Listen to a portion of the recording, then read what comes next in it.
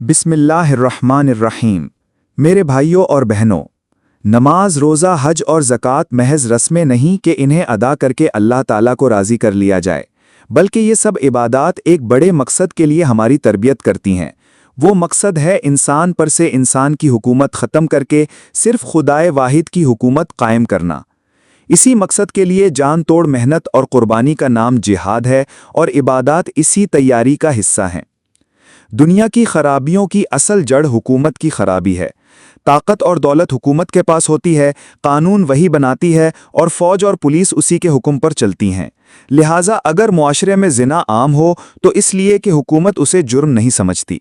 सूदख्वारी बढ़ रही है क्योंकि अदालतें सूदखोरों को तहफ़्फ़ुज़ देती हैं।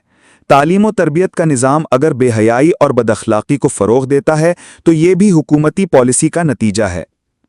जब क़ुव्वत बिगड़े हुए लोगों के हाथ में हो तो इल्म तबाही के लिए इस्तेमाल होता है, दौलत चंद अफराद की तिजोरियों में जमा होती है और गरीब अपनी मेहनत का फल भी नहीं पा सकता।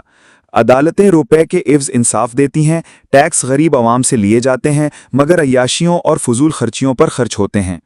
सूदखोर, फौश रिसाले छापने वाले, शराब के ताजिर, जुआ खानों के मालिक और दीगर मुफसिदीन पूरे मौशरे को तबाह कर रहे हैं और रोकने वाला कोई नहीं, क्योंकि इख्तियारात इन्हीं लोगों के पास हैं जो या तो खुद बिगाड़ में मुब्तला हैं या उसके फैलाव के ख्वाहिशमंद।